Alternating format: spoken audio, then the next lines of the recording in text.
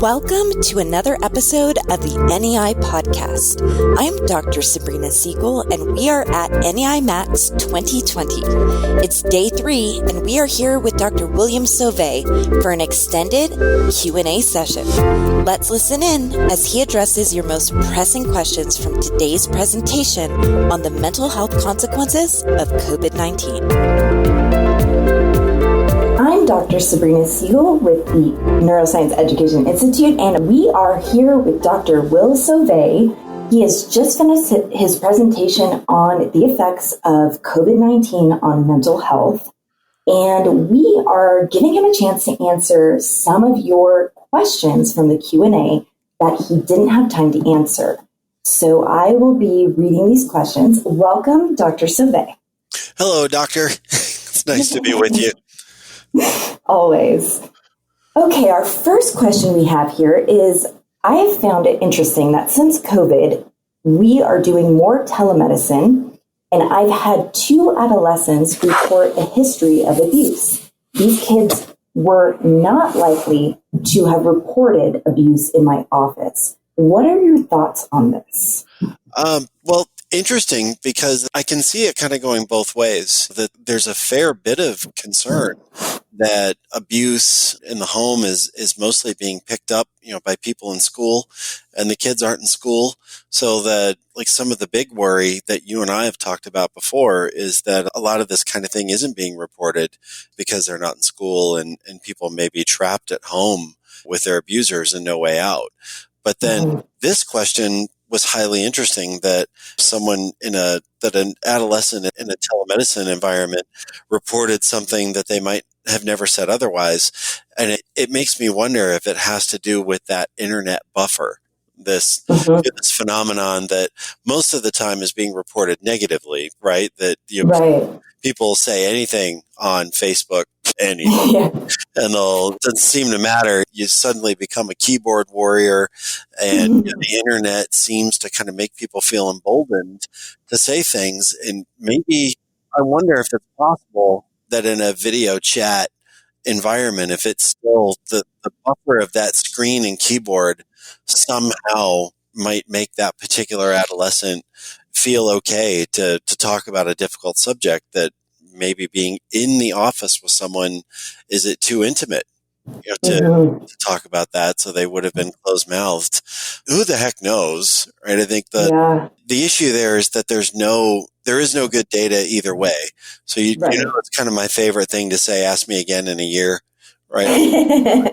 Maybe there'll be some information about, is it possible that telemedicine might facilitate more people to speak up for themselves when it matters and save some lives?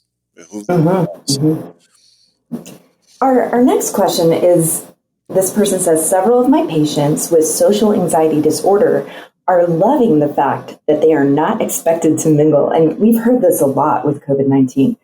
Then this person says the rest are climbing the walls. Can you comment on this? Well, number one, I almost found myself living with that in my own home, right? So, the funny thing there is my wife has worked from home for years. So we kind of laughed and feeling a little bit smug when it all started, because she's kind of saying, I went from working at home to working at home. And she was not pleased with herself. Then the first time eating and drinking venue opened up here in Virginia and we could go out, and we were in the car, and she looked at me and she said, I haven't been out of the house in 3 months. And and I hadn't realized that either, because I was where in person. I was going to work. And like, oh my goodness. She also kind of found out the hard way that it wasn't so nice to be able to be home all the time.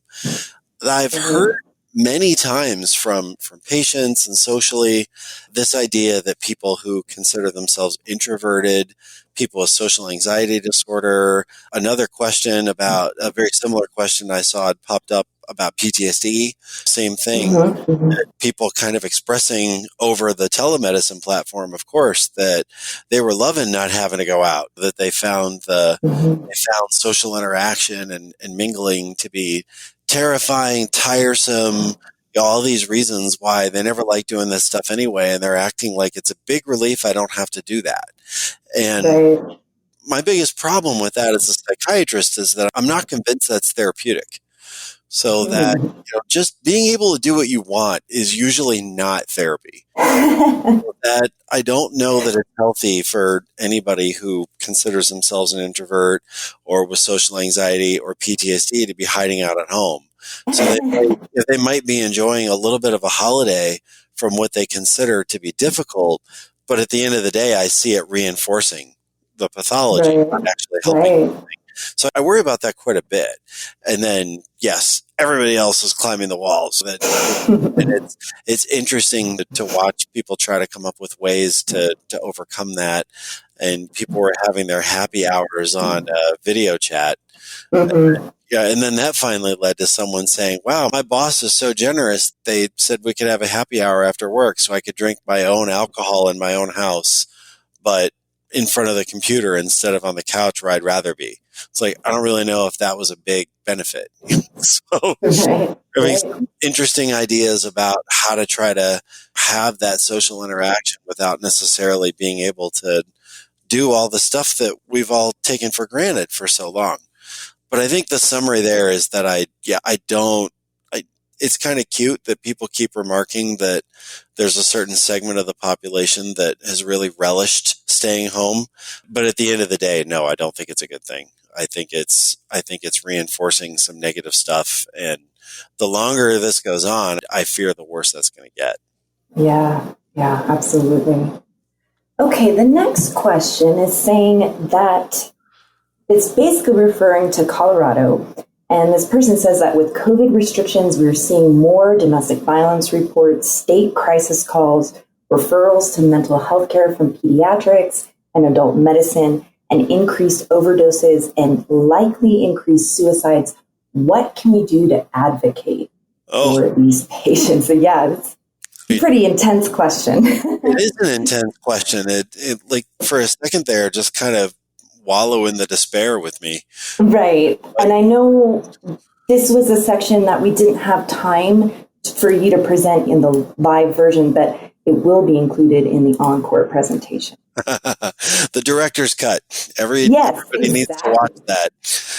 But some things just had to end up on the cutting room floor. Yes. So that we had a time crunch. Yeah, we do get into that in some detail. I mean, I suppose the best answer that I have for that, number one, what can we do to advocate if it means you, me, and everybody else as individuals? It's, do what you always do. You look for ways to reach your patients and try to provide value.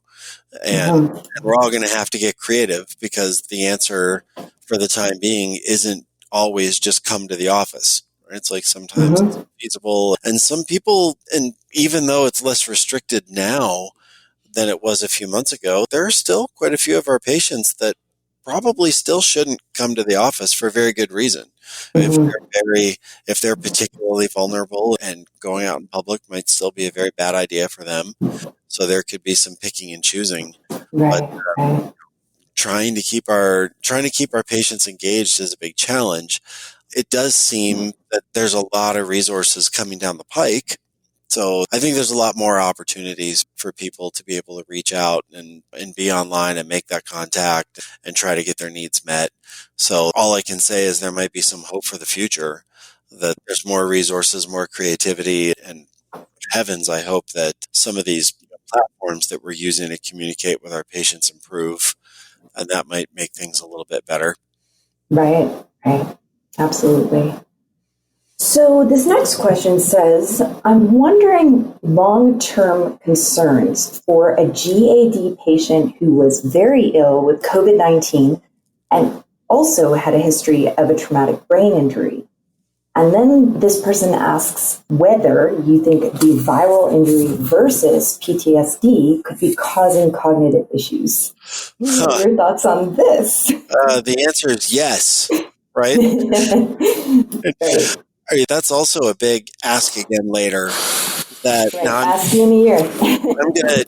My favorite thing. I'm going to interpret that very ill means possibly an ICU course, right? Went to the hospital and potentially ended up in the ICU, and happy to hear that they survived, COVID-19, but it sounds like it was a rough go. So right there, forget COVID-19, but there's certainly published data about people having symptoms kind of consistent with PTSD. I'm not even sure if they would meet criteria for PTSD, but certainly symptoms of, right? So post-traumatic kind of symptoms after surviving other SARS outbreaks from years ago and having a rough ICU course. So people can certainly have that just in and of itself, whether it's COVID-19 or not. But then cognitive issues can also be, cognitive symptoms are about them. I learned this from Dr. McIntyre, right? The cognitive problems are the most common symptom of like everything. But all those amazing words that he says, I boil it down into my Navy Marine Corps training, Barney style. Like, oh yeah, cognitive problems are a symptom of everything. But so GAD can be a contributor to cognitive issues. The treatments we use for GAD can be a contributor to cognitive issues. Trauma symptoms post-ICU can certainly be a contributor to cognitive issues. The patient has a history of a TBI.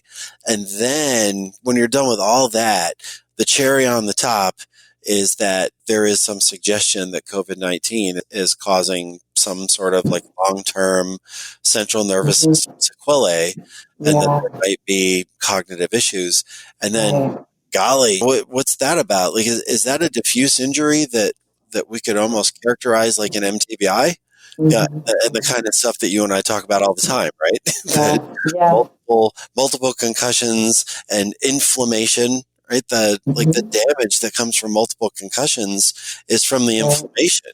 So is it that big of a leap that an infectious process that causes, as we know, right, a massive cytokine storm, inflammatory issues, and then people are having these cognitive problems? Is that so very different than this diffuse injury, mild TBI, that you might have from 2-3 weeks of uncontrolled inflammation after a concussion?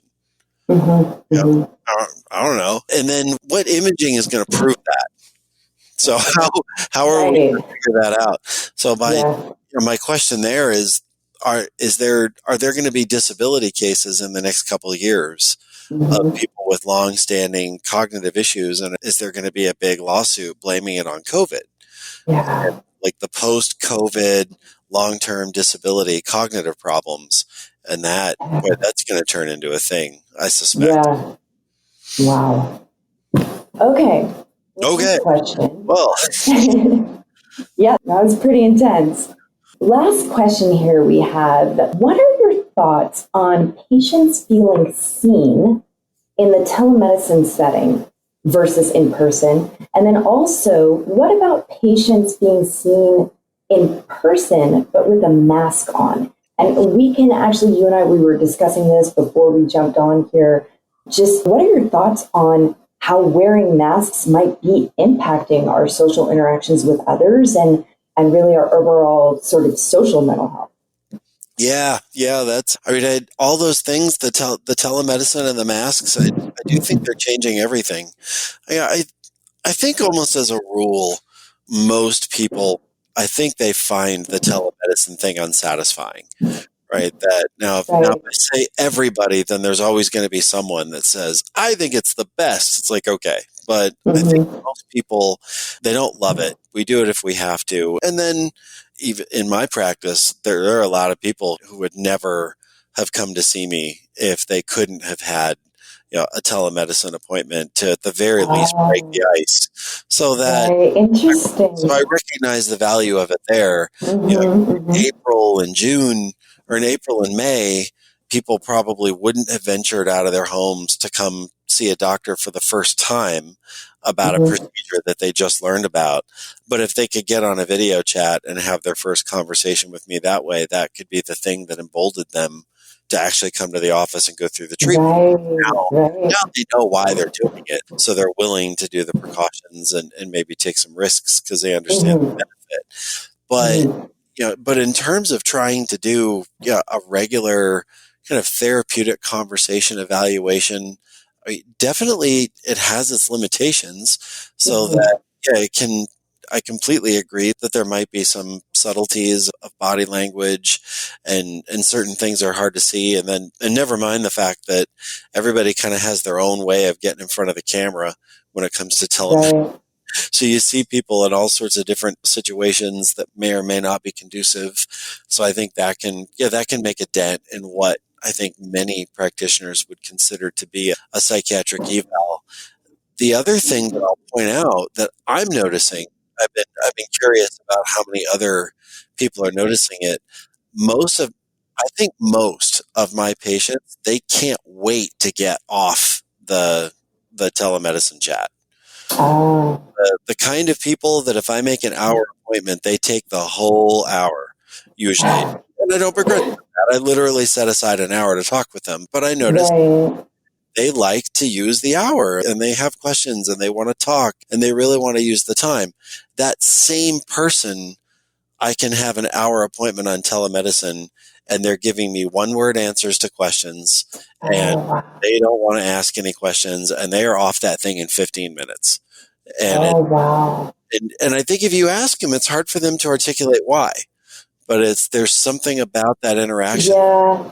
They kind of don't care for it, and they want to be done with it as soon as possible. So Well, what does that do to trying to do a regular evaluation?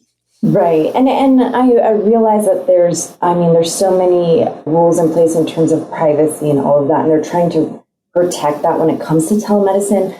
But I wonder if some of that stems from people having disagreements with people at home and feeling like they're not quite as private if those people are home with them, even if they're not in the same room during that telemedicine or telepsychiatry session. Yeah, fair It's point. interesting. It's interesting. Very, very fair point. And then, I mean, that doesn't even begin to account for one of my earlier points, I think, during the presentation about people who are sneaking out of work. Then they literally haven't set aside the time. Like they're actually in the parking lot playing hooky and Yes. and having their appointment. And what is that Right. to the psychiatric evaluation? Because they're not really present, right? To use Mhm. a little bit of a word, but it's like they're not really present. They kind of snuck out, and they're gonna answer some questions, and we're gonna do this thing. So that, Mhm. I think that can also make a bit of a problem when you're trying to establish rapport and maybe understand what's going on with people and really try to take a look and get some questions answered. So it's interesting. But then the other side of that is that people are coming into the office and then we're both wearing masks, right? And that's, that's how it is right now. That's the CDC Mhm. recommendation. And we're in a room together, and particularly in the mental health space, you're in a relatively intimate room together. Right. You're not sitting 30 feet apart at a Right. room. So you wear a mask to try to not share droplets with each other. And that's, I don't begrudge anybody that. But then what does that do to the psychiatric conversation when neither of you can see each other's eyes and hands, right? That's an interesting way to try to share that body language. So I think it really changes the interaction. And then, to make matters worse, just socially all over the place, recently out shopping, I started to have this sense that I was thinking I had an anger problem because, and I started to realize it was because I couldn't see people, and Right. I don't really have I don't feel that I have as good a sense of how people are trying to communicate with me. Right. Absolutely. And it all kind of culminated. I'd gone to the grocery store. There was a big sale on tenderloin, which is the only thing I eat. So that meant a lot to me. And here I am at the sale, and the butcher behind the counter told me that it was all gone. And in the moment, I felt that horrible burning anger start to bubble up, Yeah. in my abdomen.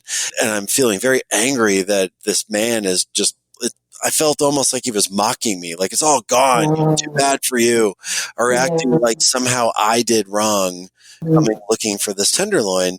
And I'm feeling very put out, by this interaction. And then something made me tune in more carefully to what he was actually saying which was hard to hear because he's talking to me through a mask and through like 2 layers of plexiglass on the counter. But I caught the words, and I realized he was telling me all about the email flyer on the website that I can sign up for so that I'll know, because the particular sale comes around every few weeks. And if I get on the email, I'll be able to get in there before they run out, and I won't miss out on it like I did this time. And it's like, oh, this guy's not being a jerk at all. He's he's really trying to help, but it clearly hurt his feelings. He didn't have any tenderloin to sell me. But had I been able to see his face, like we all take for granted, I might have known that right from the get-go. Right. That he was not happy to tell me that I missed out on the tenderloin. That he was sharing my pain. And so then that made me just wonder, because obviously I can't stop thinking about these things. How many interactions per day are people having that are perhaps going negative because they misunderstand each other, because they can't see each other's faces? And like, again, I'm not trying to be anti-mask. That's how it is now. But I do wonder about the consequences of that as people are trying to interact with each other in public, and they're losing out on this whole chunk of human interaction, and therefore maybe almost like speaking a different language. It's like very difficult for people to understand each other. Yeah, absolutely. So interesting. Thank you so much for answering these questions, Dr. Sauve, and thank you for being on our podcast. Well, you're very, very welcome. I look forward to opportunities to do this with you. I love it. Thank you so much. Thanks for listening. Stay tuned for the next extended Q&A sessions from NEI Max 2020. And make sure to subscribe.